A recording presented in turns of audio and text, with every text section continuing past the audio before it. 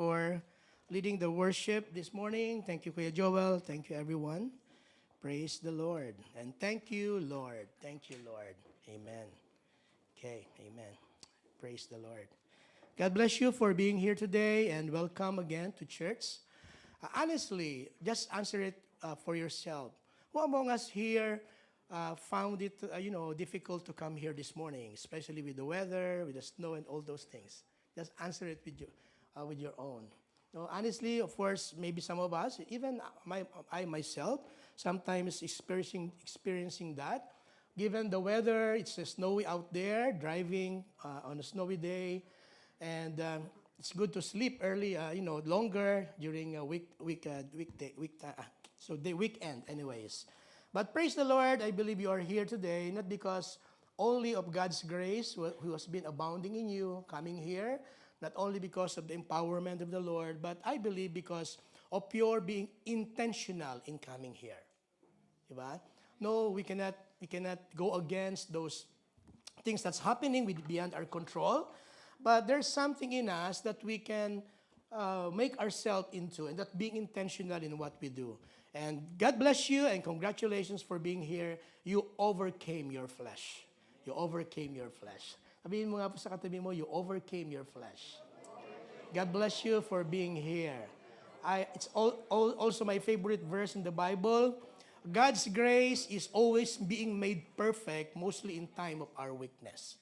We cannot experience the perfectness of God's grace if we are not considering ourselves to be weak. If we are proud to say, I'm strong, I can do this, I can do this. But in times of our weakness, the grace of God is always made perfect. Amen? Praise the Lord. And God bless everyone for being here.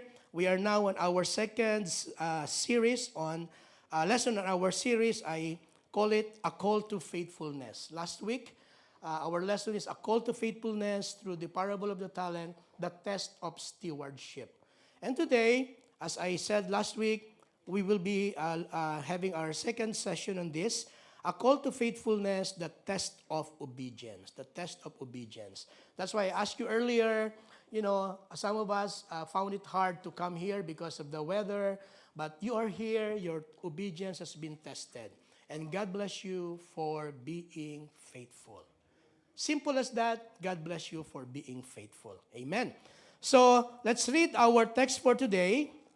A very strong story in the Bible, in the Old Testament. And hopefully, we can identify ourselves with this man in terms of his commitment to the Lord, in terms of his obedience and faithfulness to the Lord. Okay, Genesis 22 verses 1 to 19. Okay. Just follow with me in reading on this one. Genesis 22, 1 to 19. Now it came to pass after these things that God tested Abraham and said to him, Abraham, and he said, Here I am. Then he said, Take now your son, your only son Isaac, whom you love, and go to the land of Moriah and offer him there as a burnt offering on one of the mountains of which I shall tell you. So Abraham rose early in the morning and saddled his donkey and took two of his young men with him, and Isaac his son, and he split the wood for the burnt offering and arose and went to the place of which God had told him. Verse 4, Then on the third day, Abraham lifted his eyes and saw the place afar off. And Abraham said to his young men, Stay here with the donkey. The lad and I will go yonder and worship, and we will come back to you. So Abraham took the wood of the burnt offering and laid it on Isaac his son. And he took the fire in his hand and a knife, and the two of them went together. But Isaac spoke to Abraham his father and said, My father. And he said, Here I am, my son. Then he said, Look, the fire and the wood, but where is the lamb for a burnt offering? And Abraham said, My son, God will provide for himself the lamb for a burnt offering. So the two of them went together. Then they came to the place of which God had told him, and Abraham built an altar there and placed the wood in order. And he bound Isaac his son and laid him on the altar upon the wood. Verse 10, And Abraham stretched out his hand and took the knife to slay his son. But the angel of the Lord called to him from heaven and said, Abraham, Abraham. So he said, Here I am. And he said, Do not lay your hand on the lad or do anything to him. For now I know that you fear God, since you have not withheld your son, your only son, from me. Then Abraham lifted his eyes and looked, and there behind him was a ram caught in a thicket by its horns. So Abraham went and took the ram and offered it up for a burnt offering instead of his son. And Abraham called the name of the place, The Lord will provide, as it is said to this day, In the mount of the Lord it shall be provided. Then the angel of the Lord called to Abraham a second time out of heaven and said, By myself I have sworn, says the Lord, because you have done this thing and have not withheld your son, your only son. Blessing, I will bless you, and multiplying, I will multiply your descendants as the stars of the heaven and as the sand which is on the seashore. And your descendants shall possess the gate of their enemies. In your seed, all the nations of the earth shall be blessed, because you have obeyed my voice. So Abraham returned to his young men, and they rose and went together to Beersheba, and Abraham dwelt at Beersheba. Let's pray. Lord, we thank you once again for your grace abounding in us, coming in this place to worship you, and even, oh God, truly be your disciples, learners of your word.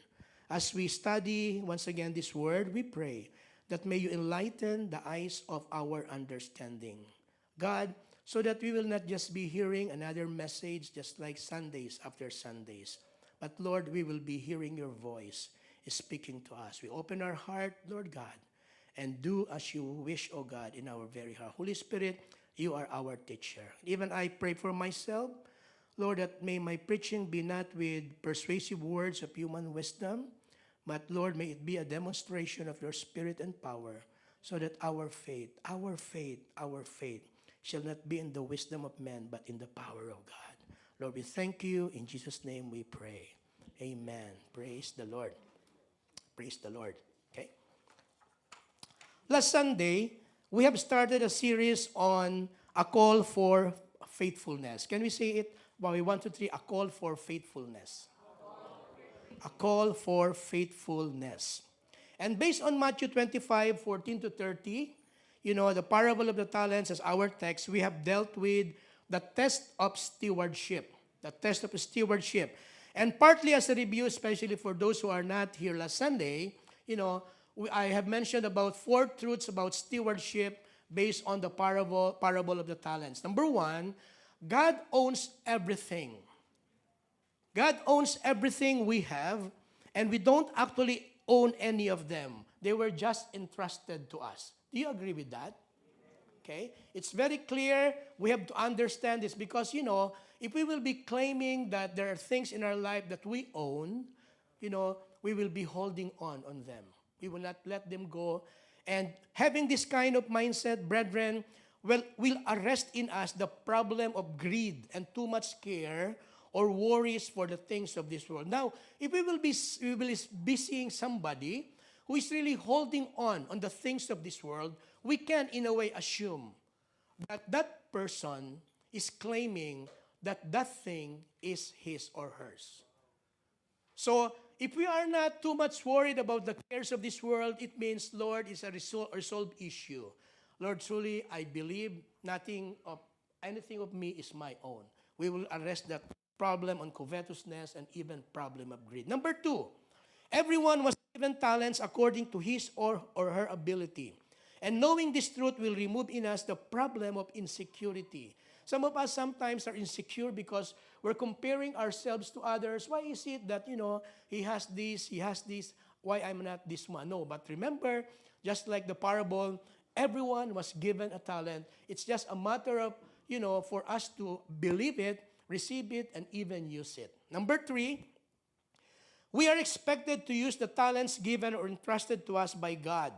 Understanding well this truth will eliminate in us the problem of mediocrity. Mediocrity meaning, we are taking things lightly or common or ordinary. which sometimes causing us to, lack inspiration or motivation. We're not using what we do. Sometimes we are not motivated. And, mediocrity is happening then. And lastly, number 4, there will surely be a day of reckoning. Whether we like it or not, it's just a matter of time when. But there will be a time that we will be reckoning before the Lord how we used the talents that He gave us.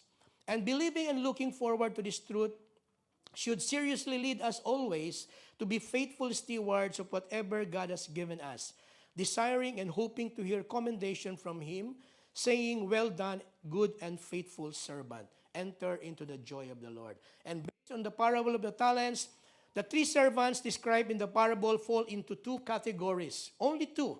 There's no middle. Hindi po pwedeng, half-half. No, there's no middle. Only 2. The first 2 servants were considered to be faithful servants.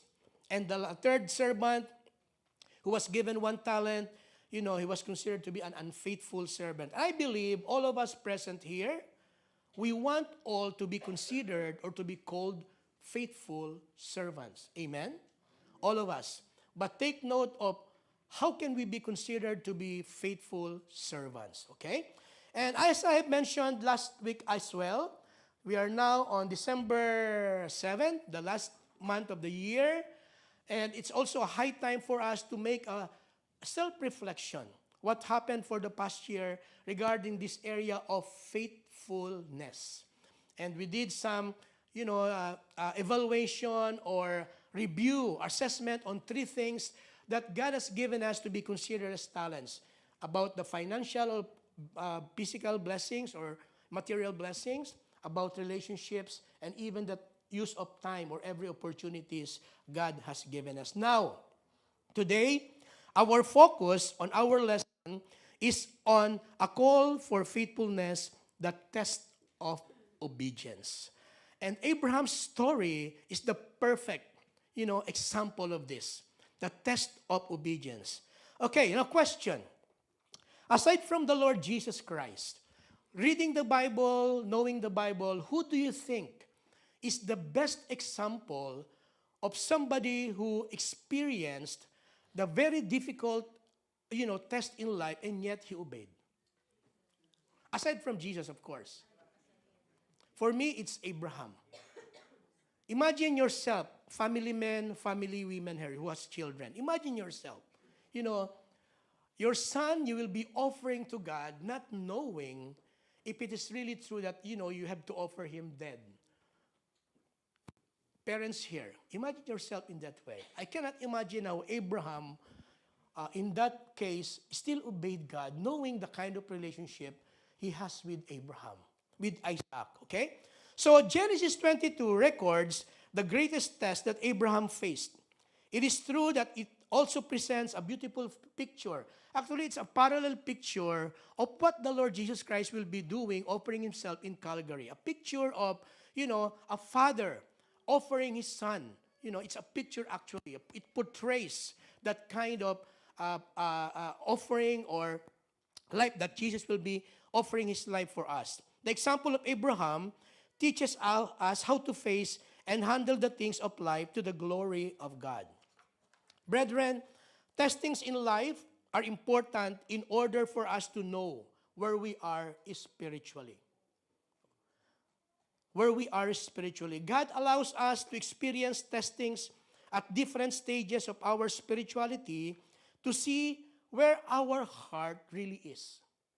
The very purpose of God, why He is allowing us to experience testings in life, for Him to see where really our heart is in our continuing walk with Him. Our response to such testings in terms of our attitude, facing them, and obedience usually determine our degree of faithfulness to God. Now, in the life of Abraham, looking back in Genesis, actually this is the 7th test Abraham experienced. The 8th. Abraham had his share of tests right from the very beginning. In Genesis 11:27 up to Genesis 12:6, Abraham has this so-called family test. What's family test? when he had to leave his loved ones and step out by faith to go to a new land. Remember, Abraham's father is Terah. No, and his father Terah brought him, Sarah, his wife, and Lot, his nephew. They went to a land. The name is Haran. So they left their place. They were bought by his father to Haran, not knowing, okay, what's happening there. And it was in Haran that God first time showed himself to Abraham and told him the promise. And tell Abraham, I will be leading you, or I want you to go to a land which I will be, giving you. And with that, Abraham, took Sarah, took Isaac, and they went to a place called Canaan. Okay? Not knowing what will happen to them there. So, Abraham obeyed. The so-called, actually in order for us to easily remember, 7 F's. The first one is family test. Family test. Some of us here, maybe by family, God is telling us something, not only personally, but as a family, as a sort of test. No? Family test. He passed that so-called family test. Second, the so-called famine test. In Genesis 12, verse 10 up to 13, verse 4. Abraham failed this test because he doubted God. They experienced famine in Canaan. And what Abraham did, they went to Egypt without seeking or asking the Lord, or without being told by the Lord. I call it famine test. No, they were tested in this because there's lack in the land, Canaan, and Abraham failed that test. Okay, the third one is I call it fellowship test. In Genesis 14 verses 1 to 16, which Abraham passed when he which he passed once back in the land between Bethel and Ai, when he gave Lot his first choice in using the pasture land. Now, him and Lot and his herdsmen has this quarrel because they were so plenty now in that land between Bethel and Ai, and the Lord told him they have to separate ways. Now he has to make a decision, and he asked Lot. Normally, between the two of us, if I have to choose first, before you choose, so that I can choose the better or the best. But what he did, he let Lot do the first choice. Right? He passed this test, meaning he overcame that, problem on selfishness. He considered Lot first. I called it fellowship test. Number 4, the so-called fight test. Genesis 14, 1 to 6. Fight test because together with some kings with him, Abraham passed this test when he defeated Chedorlaomer and the kings of who were with him and rescued back Lot, his brother's son, who was captured. Meaning, he led the group of armies with him and fight against Chedorlaomer, and they won that fight. And, Lot was recovered or rescued back. So, the fight test. Number 5, the fortune test. Genesis 14, 17 to 24. He passed this test when he said no to Sodom's wealth. Now, when he was with the king of Sodom, the king of Sodom offered him, I will give you all these possessions. And you know what? What's Abraham's answer? No, I will not receive it. Because if I will receive it, maybe you will think that it was you who make us rich or have these possessions. I believe it is God alone who can make us rich and have these possessions. See? He passed this because, despite of the temptation, he disregarded the offer of the king of Sodom. I call it fortune test. Number 6, the fatherhood test in Genesis 16. He failed this test. Why? Because when Sarah told him, go to Hagar so that we will have a son. What did Abraham did? He went to Hagar and had a son with him, and Ishmael came in. So he failed this test because not knowing, despite of the promise of the Lord that they will be given a son, they helped God by doing something on their own. Abraham failed this test, the fatherhood test. But again, he recovered. The 7th one, I call it the farewell test. Genesis 21, verses 14 to 21. When the time came to send Ismael away, Abraham passed this test even though it broke his heart. You know, Ismael is still his son, though it is, from Hagar. And Sarah told him, let this bondwoman go, and even Ismael. And being a father, even though it is not, from Sarah, it will break his heart. Do you agree? But because he heard from the Lord, he let them go. And he passed it. And praise the Lord, true enough, God gave them Isaac later. Okay? 7 tests. And in this test, I believe this is the most difficult. And do you think Abraham passed this test? The 8th one that we'll be learning today? He passed this. Let's see. Okay. Now, we need to learn distinguishing, brethren, between trials and temptations. They are not similar. They're different. Temptations come from our desires within us. In James 1, verses 12 to 16, I will be reading this. James 1, 12 to 16 says, Blessed is the man who endures temptation, for when he has been approved, he will receive the crown of life, which the Lord has promised to those who love him. Let no one say, when he is tempted, I am tempted by God. For God cannot be tempted by evil, nor does he himself tempt anyone. But each one is tempted when he is drawn away by his own desires and enticed. Then, when desire has conceived, it gives birth to sin. And sin, when it is fully grown, brings forth death. Do not be deceived, my beloved brethren. Temptations come from our desires within, whereas trials, on the other hand, come from the Lord, who has a special purpose to fulfill. We will not be encountering any trials in life without any purpose by God, if we consider ourselves to be true followers or disciples of the Lord. Temptations are used by the devil to bring out the worst in us, but trials are used by God, by the Holy Spirit, to bring out the best in us. James 1, verses 2 to 6 says, My brethren, count it all joy when you fall into various trials. Count it all joy when you fall into various trials, knowing that the testing of your faith produces patience. But let patience have its perfect work, that you may be perfect and complete, lacking nothing. If any of you lacks wisdom, let him ask of God, who gives to all liberally and without reproach, and it will be given to him. But let him ask in faith, with no doubting, for he who doubts is like a wave of the sea and tossed by the wind. Temptations seems logical, while trials seems unreasonable at times. We are experiencing, Lord, why is this happening?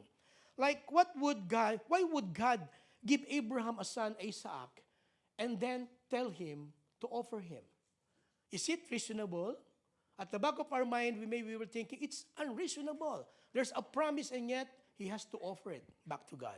So, all believers face similar temptations to sin. All of us, no? In 1 Corinthians 10:13, no temptation has overtaken you except such as is common to man. But God is faithful, who will not allow you to be tempted beyond what you are able. But with the temptation will also make the way of escape, that you may be able to bear it. But not all believers experience the same trials of faith. God testings are tailor-made for each child of God. All of us here, how many are we here? Say 100. Our testings in life, those we have experienced even in the past, they are not similar in so many things, no? Because they are tailor-made just for us. They are tailor-made just for us. Like, God never asked Lot to face the test that Abraham faced. Why? Because Lot was being tempted by the world and the flesh and never grew to the place of maturity that Abraham reached. The testing God allowed for Lot is different from what he allowed for Abraham. In one sense, it is a compliment when God sends us a test because he wants to promote us. And God never sends us a test unless he knows we are ready for it. That's who our God is. He will not, send testings beyond our own ability. No? Temptations and testings in life should both be overcome through our act of obedience to God. And that would determine our virtue of faithfulness to Him. Now, from the account in our text that we read earlier, we might think how unreasonable God's request was to Abraham. Isaac was Abraham's only son. There's no one else, okay? And the future of the covenant rested in him. Isaac was a miracle child, the gift of God to Abraham and Sarah in response to their faith. Abraham and Sarah both loved Isaac very much and had built their whole future around him. Now, tayo mga parents, di ba? You know, as we let our children grow and mature in everything, sometimes we live in their, as if we are so confident, so secure with them. And it's good, it's good to be like that. That's like Abraham here and Sarah. So their life is all about Isaac. And then, how will God tell them to offer him? What will happen to them, do you think? Okay? So when God asked Abraham to offer his son, he was testing Abraham's faith and obedience. He was testing Abraham's faith and obedience. And it looked like God was wiping out everything Abraham and Sarah had lived for. Normally, when God sent a test to us, our first response is this: why, Lord? And the next one is, why me? Totoo ba yan? Why, Lord, and why me? So many questions of why. Okay? Right away, we want God to give us explanations. Of course, we know that God has reasons for sending tests. 3 things. Perhaps to purify our faith. In 1 Peter 1, verses 6 to 9. Second, to perfect our character. In James 1, 1 to 4. And third one, to protect us from sin.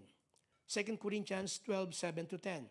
But at first, we fail to see this purpose of God in our life because of, we know, if we will be experiencing this test, we are looking on the negative side of what will happen to us rather than on the positive side, the purpose of God. Now, we are looking first on how will it affect us negatively rather than, how can I benefit from this test? And hopefully, when God allowed testings in life, let us ask first, God, I know you have a purpose. And what it is, Lord, I am willing to undergo such testing. Instead of, denying or rejecting the purpose of God. Okay? Abraham heard God's word and immediately obeyed it by faith. He knew that God's will never contradicts God's promise.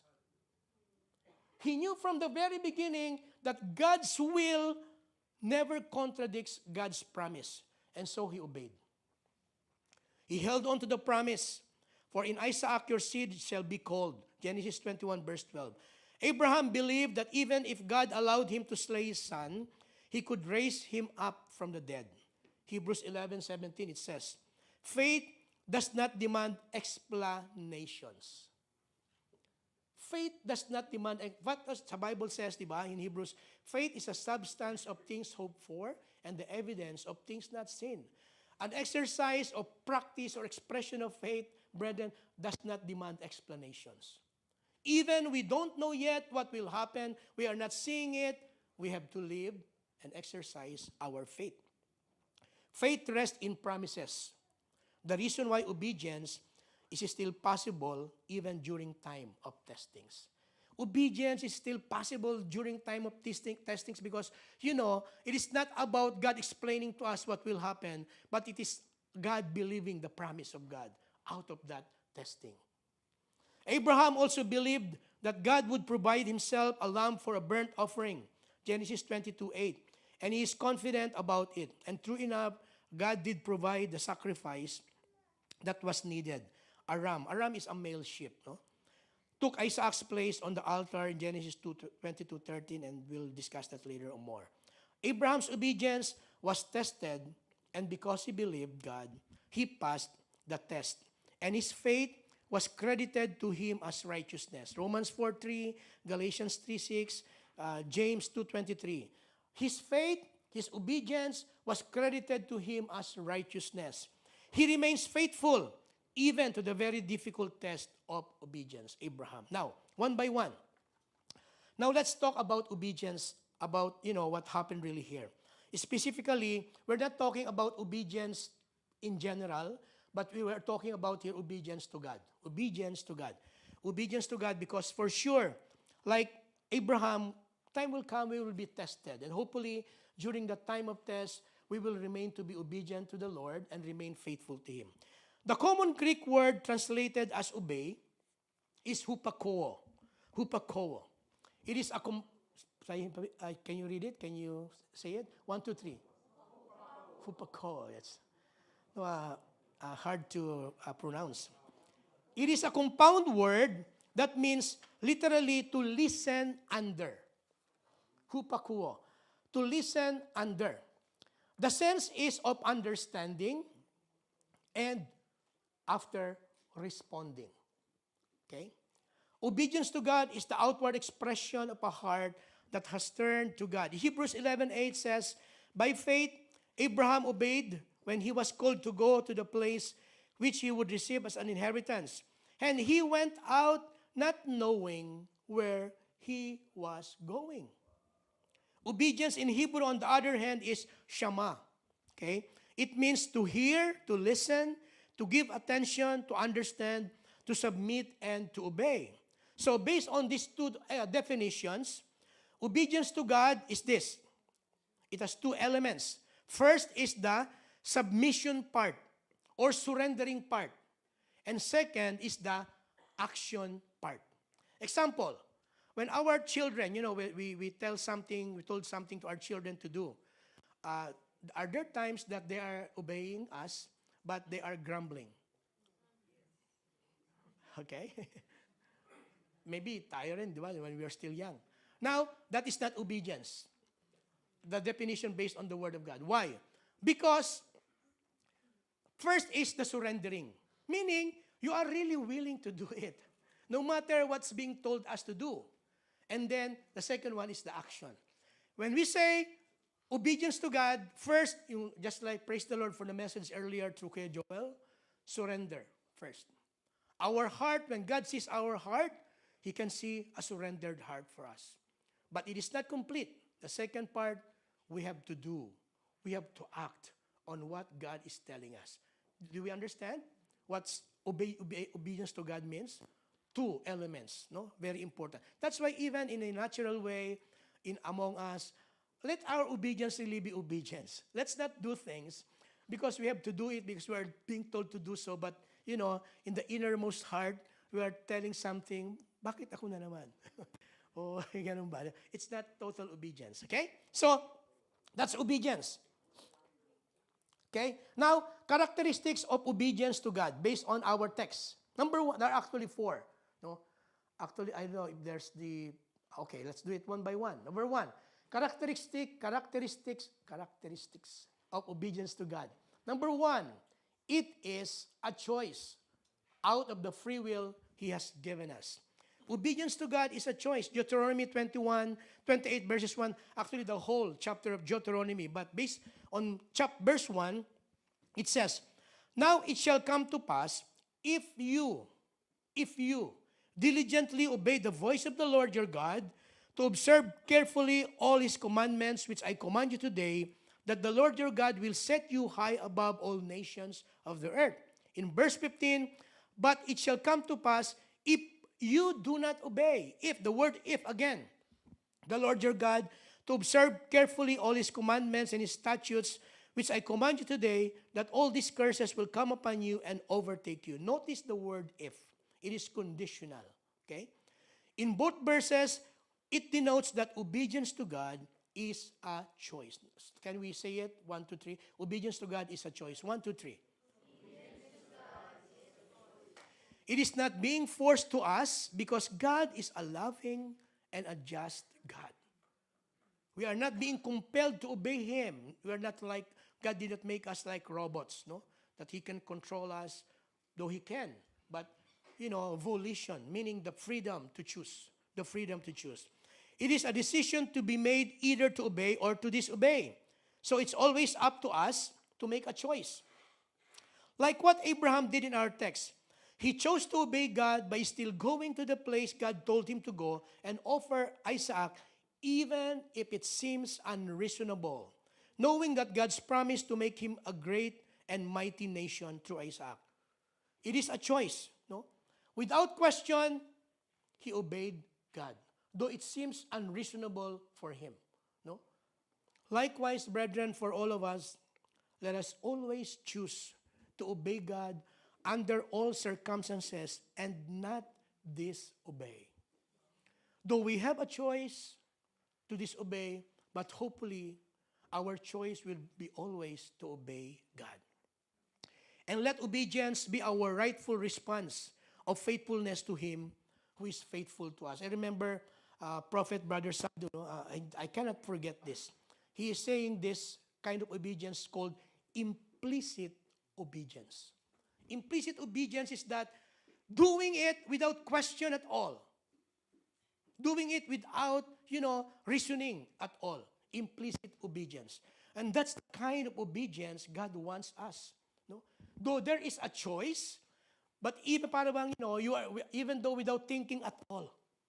Since God, told this to us, we will immediately obey Him. It is a choice, but still, hopefully, our choice will always be, yes, Lord. Yes, Lord.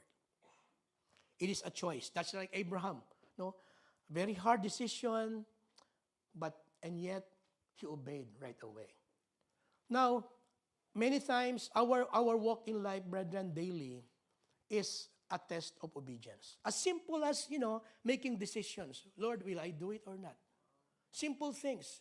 If we will not learn obedience in simple things, it will be very hard for us to make a choice to obey God in bigger things. So learn it in simple things so that when greater things, greater command will be given to us, we will be able to obey also. Second, obedience to God comes with a cost. Now, we are familiar with this verse, Matthew 16:24. Jesus said to His disciples, if anyone wants to come after me, he must deny himself, take up his cross, and follow me. Obedience or following the Lord comes with a cost. Saying yes to God in obedience could mean saying no to ourselves. But saying yes to ourselves is saying no to God. Wala pong gitna. Not even wait. It is not easy. Is it easy to, when greater things are being required of us? It is not easy then, because it is actually giving up our own will in order to submit to the very will of God. I confirm, what Kuya Joel, the impression of the Lord earlier. We might not be saying, Lord, sometimes we're still holding on with things in life that it is as if we are the one controlling it. But God wants us not just, of course, first is like this, release it to God, and surrender. It comes with a cost. Abraham's obedience comes with a cost. For him, though he knows by faith that God will provide a substitute offering for Isaac, he is still willing to literally offer Isaac whom he loves. Believing that God can raise up Isaac again to life, knowing his God, and believing His promise to make him a great nation. He is willing to face the consequences of his obedience to God.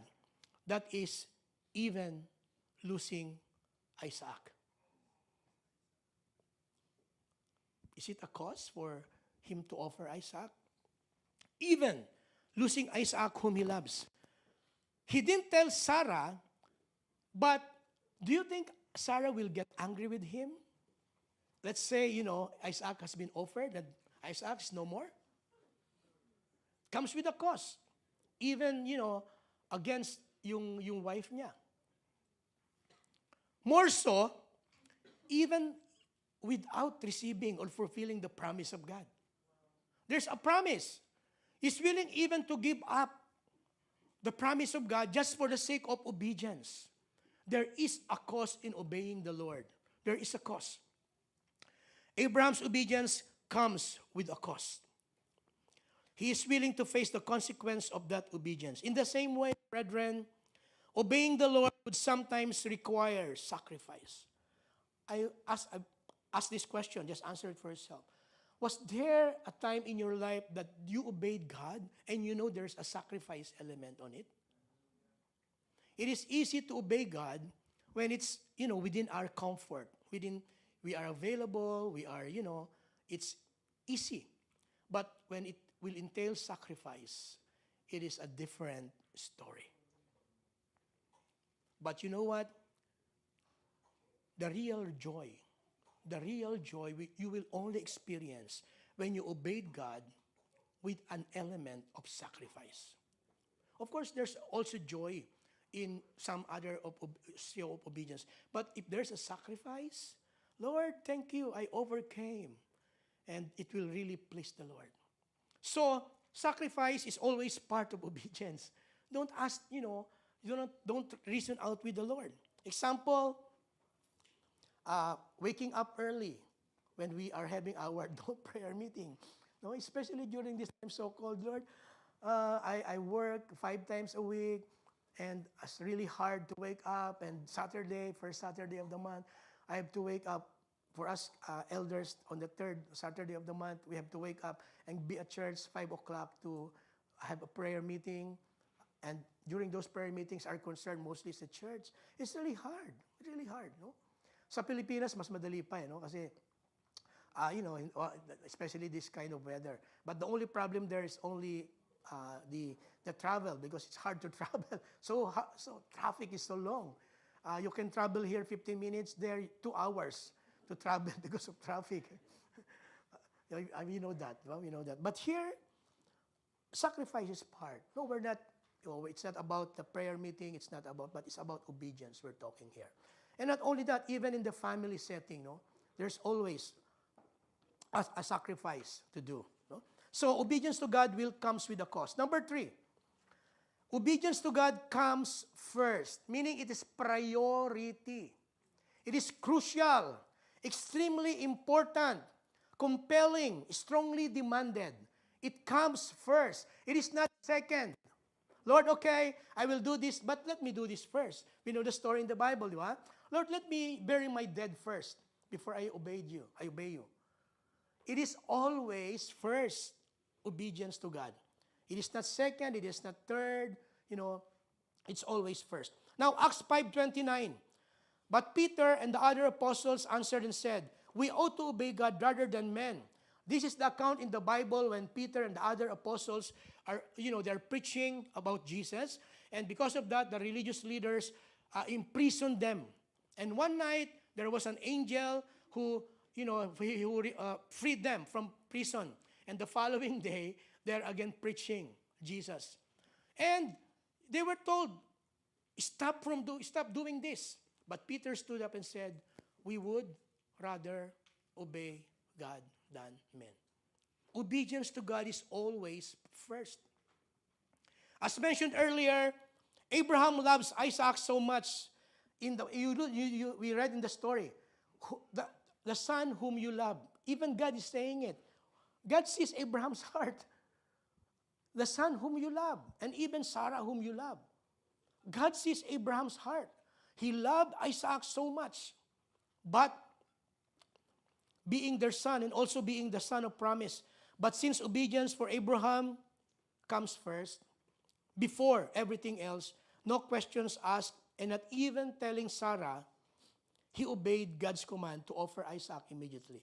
What would you think Sarah will do when he discovered where are they? Where are Abraham and Sarah? And learned that he'll be offering it. Immediately he obeyed. We can see it in Genesis 22, verse 3. What is it? Abraham rose early in the morning. Immediate obedience. So for all of us here, for sure, Time will come when our obedience will be tested also. And hopefully when that time comes, we would always obey God than men. It will be tested. If we will not learn this truth in simple circumstances in life, when being challenged by human authority. Remember during the time of COVID, we were controlled. No gathering, no meeting together, no going somewhere else. We were controlled in a way. We can see it that we don't see it that way. Now, what we did, of course we obeyed. But there are times that obeying the Lord is more important than being controlled by authority. So we know the story. Some of us here, some young people, they were knocked on door. They're holding their Bible study. And it's a perfect time because that time there's a need for one of the young men to be in that Bible study. It's not disobeying the authority. We will always choose to obey God if He tells us something. If our obedience to God will be compromised because of a conflicting command from men, then we have to make a bold stand of this truth, that obedience to God comes first. Let us obey God than men. There was this pastor in Canada, I think April, no? He was jailed, he was imprisoned because, in the library, he doesn't want, children are there in the library, there are presentations, school setting. And then there were, LGBTQs that will be presenting in front of children, dancing something. And the pastor is there, and he go against that. What happened? He was imprisoned. Not only that, even in simple things. Time will come, maybe, not this gravity, but it will come. And hopefully, we can make a bold stand, obeying God more than men.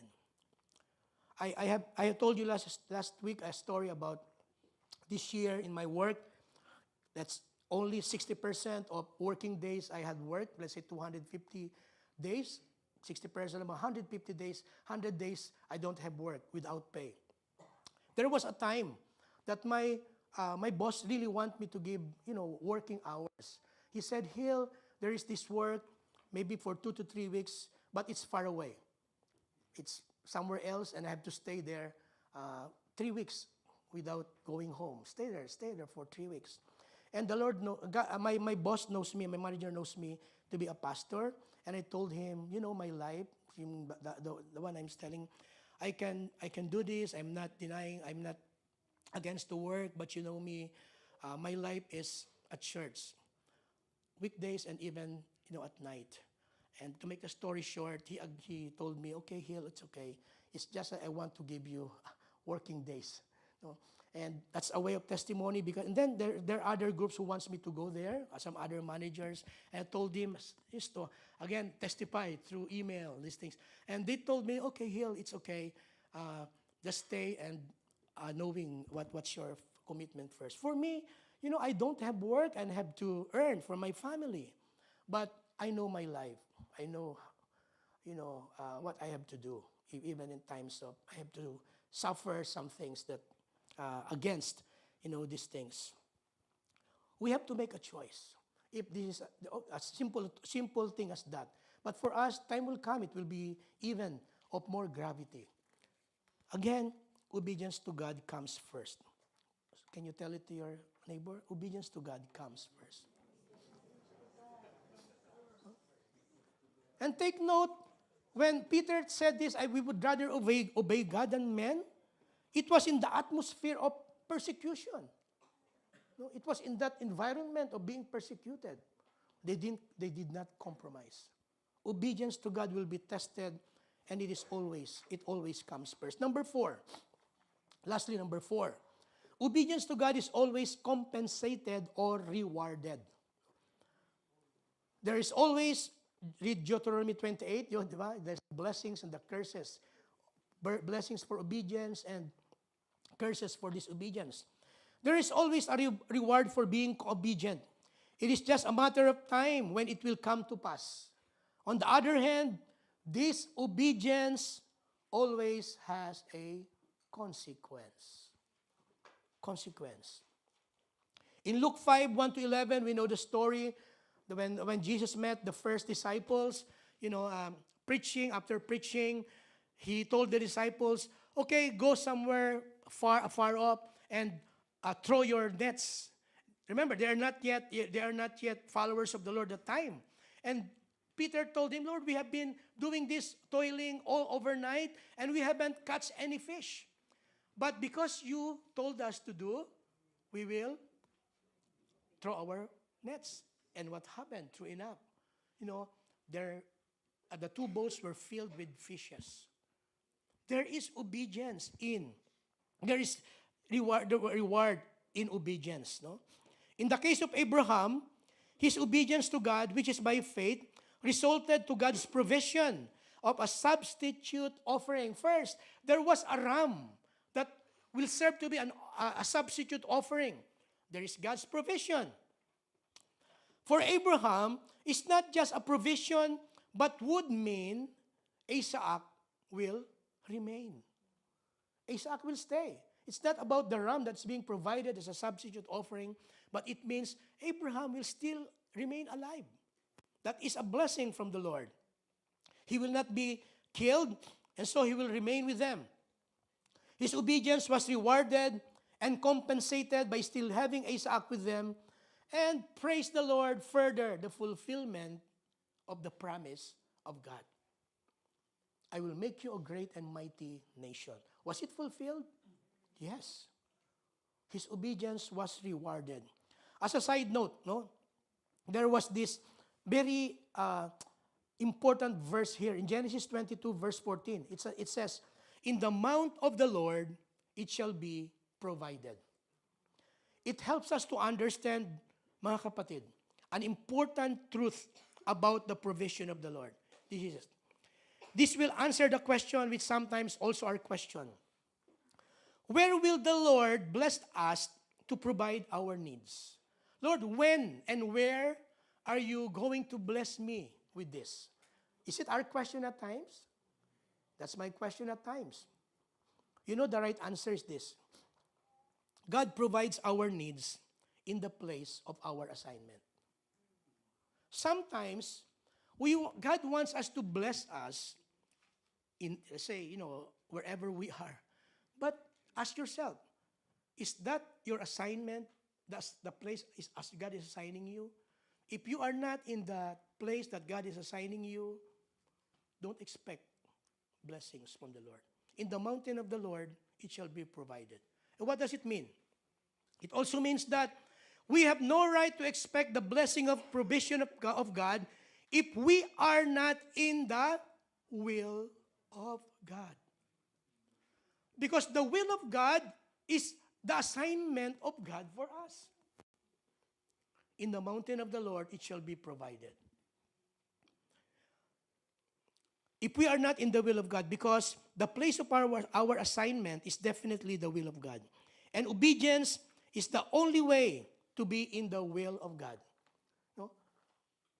We know, Lord, we have to seek the Lord. Lord, what is your will? What is your perfect will? Don't settle with, I always tell this, don't settle with the good nor the better, but, look for the best. And what's the best? The best is the perfect will of God. Even in, relationships, I always tell this when someone, mga binata dalaga natin, don't settle just for the good or the better. Settle for the perfect will of God. Because it is in the perfect will of God that definitely you will be blessed. Don't even settle with the permissive will. What's permissive will? Well, it's already here. It's already there. So, allow it already. Not the permissive will, but the perfect will. The perfect will. No. The perfect will. Perfect will. And that is where God will be blessing us. Obedience to God, the perfect will, in the mountain of the Lord, it shall be provided. We shall be blessed. And I myself have experienced that many times. Sometimes there's time of waiting, but after, Lord, thank you, because it's a fruit of my obedience, not just a coincidence. No? Not just a coincidence. So in conclusion, again, our obedience will be tested. And it will determine our virtue of faithfulness, the degree of our faithfulness. Challenge, as true believers or followers of Christ. So among us here, consider yourself as true believers or followers of the Lord. Can we raise our hands? Meaning, if we consider ourselves really a true followers of Jesus, a disciple of God, it is best to really act in obedience to God in all, sabi natin all areas of our lives. At all times. All areas and all times. And so, if there are any areas of our lives right now, it's not late. There's always time. God is always giving us an opportunity. If there are areas in our lives right now that is not in alignment with God's will, just like what we have heard from the impression earlier, Lord, I release it to you. I subject it to your will. Let's put everything in us to the subjection, to the obedience in Christ. Putting everything into subjection to the obedience in Christ. We need to make an important decision to surrender them to God in obedience to His will. Otherwise, we would be in the act of obedience, disobedience to God, which is contrary to His call for faithfulness. Dalawa lang, obedience or disobedience. There's no middle. So, in all areas, obedience is the clear evidence of our love for God. Do we really love God? Amen? Obedience is the only clear evidence that we love God. Is Jesus our Lord really? The Lordship of Jesus? Obedience is the only clear evidence that Jesus is really our Lord. Obedience is the clear evidence of our love for God and the Lordship of Jesus in our lives. Let us be assured that the grace of God will abound in us and the empowerment of the Holy Spirit will be at work in us to be able to live out our Christian life in total obedience to God. Our God who is a loving God. Our God who is a merciful God. Our God who is a good God. Our God who is a faithful God. Our God who is a covenant-keeping God. He is faithful to us. Let us also be faithful to Him. For sure. Sabihin po natin, for sure. 1, 2, 3. For sure. Our obedience to God will be tested. It will be tested as long as we are alive. Of course, when we are with the Lord, not anymore. It will be tested. But even so, let us live out our lives in total obedience to God the rest of our days here on earth. And that is faithfulness to God, who is always faithful to us. A call to faithfulness, the test of obedience. And next week, we'll be tackling about a call to faithfulness, the test of endurance. If we will not, learn the test of stewardship, and we will not learn the test of obedience, I don't think we can reach that point, the test of endurance. It's something else. A call to faithfulness, the test of endurance for next week. And hopefully, of course, by the grace of the Lord, all of us will be willing disciples and followers of the Lord to be obedient to Him. Even in times of testing, we will remain faithful to Him. Lastly, can you tell to your seatmate, left and right, remain faithful in the Lord. Remain faithful in the Lord. Remain faithful in the Lord. Okay? Can you all rise up and just pray to the Lord. Lord, we know that our coming here at church is even a test of our obedience. There are things that we can do that is necessary for us personally and our family and even the things of our own personal concern. That is life, O God. But thank you, Lord God, because our coming here on earth, or here on church, though it is also a test of obedience, thank you, God, for your grace that we choose to obey. We are here. We are here not because for any reason at all. We are here because, God, we want to obey you. As simple as coming here on Sunday, on the Lord's Day. It's all about you. We want to worship you. We want, Lord, to thank you and be grateful for everything that you have done for us. You want, Lord, to learn from you, from your word, and even have fellowship in an atmosphere of love with the brethren. Lord, thank you. It is all by your grace. And God, we might not be having an experience like the test of obedience of Abraham. Our test might be simple. Our test will even be greater than simple ones. But Lord, our response, we will remain faithful to you, God, when our obedience will be tested. Lord, you know us personally right now in our personal life, in our family, and the things that we care in this world. If obedience, Lord, is surrendering our heart before you and putting into action our obedience, we want our obedience to be complete and total. Hupako, Lord. Shama. Surrender and action. So God, let your grace abound in us, and Holy Spirit, breathe life upon every one of us present here. That you will empower us, Holy Spirit, God, to really obey you. Lord, here we are. Can we all raise our hands before the Lord? As we raise our hands, again, Lord, it is saying we surrender everything to you, Lord. To your Lordship, we surrender everything, Lord. God, right now, if you can see anything in us areas that is not surrendered to you, Holy Spirit, reveal them to us. And whatever it is, we know it, God. We are saying, Jesus, you are my Lord. I surrender all to you. I surrender all to you. Thank you, Lord. Thank you, God. Just remain standing as Atilisa will lead us in our communion today. Response to just remain standing. And remain in the attitude of worship. And